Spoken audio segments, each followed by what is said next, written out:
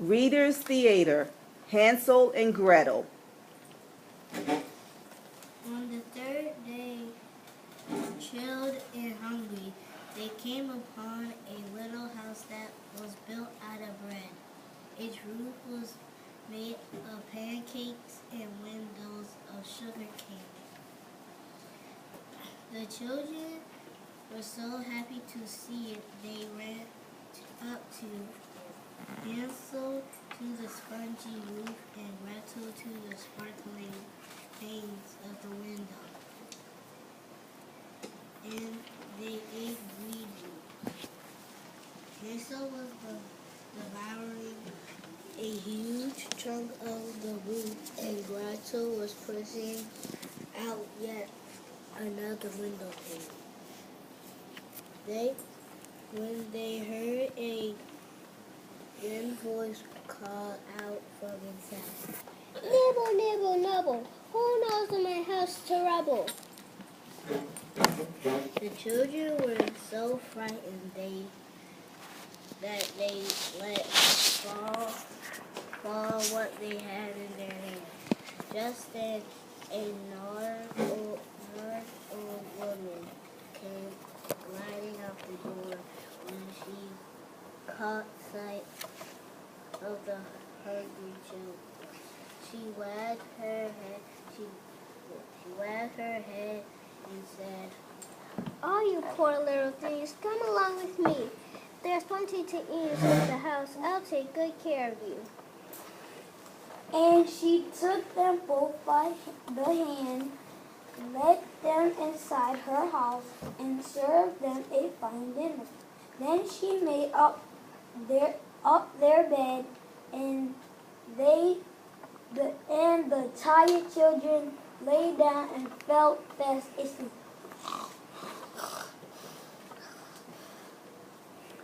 The next morning, before Hansel and Gretel were awake, the old woman crept up to their bedside.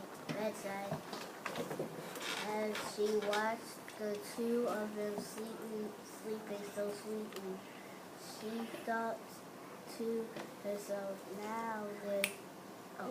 now there's a tasty morsel for you." And she lifted Hansel up and carried him outside and locked him in a little stall as if he were a piglet. Then she went back inside and shook Gretel awake, yelling, "Get up, you lazy girl! Go out to the well and draw water, and then get to work and make something good to eat. Your brother's in the stall over there. First we are going to fatten him up, and when he is fat, I will eat him."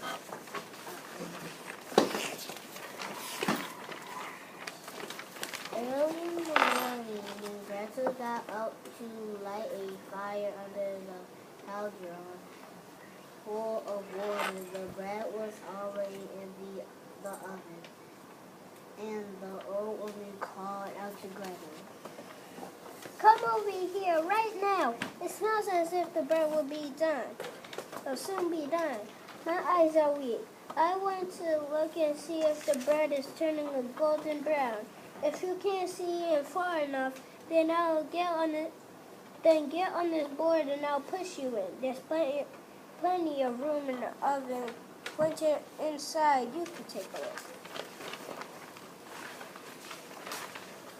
Then the old woman really meant to leave Gretel in the oven to roast. But Gretel could tell what the woman had in mind and said to her, "I'm not quite sure how to go about it. Could you show me? If you get on the board, I will push you in." And the little old woman sat on the board, and Gretel pushed her into the oven as far as she could. Then she slammed the door and fastened its iron bowl inside the oven, the old witch screamed and howled, "Ah!" And while Gretel was running away, the old witch burned to ashes. Gretel ran directly to Hansel's stall and let him out. She told him what she had done, and the children hugged and kissed one another. One last time, they went back inside the witch's house. Everywhere they looked was precious gems and sparkling jewels. They took all they could carry with them and set off for home. They walked and walked, and at last the woods began to look familiar. When they arrived home, their father wept with joy to see them. He told them, "Your mother has died. Your mother has died, and everywhere and every day you were gone has been filled with sadness."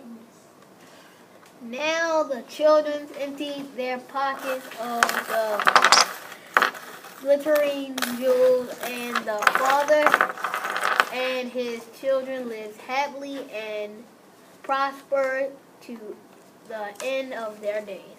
The end. Yay!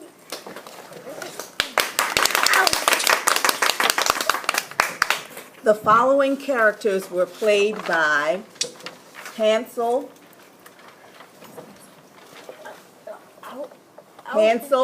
Me, I was Hansel. Zion. Gretel, Dakara. narrator 1, Gabriel. narrator 1, Zion. narrator 2, Antoine.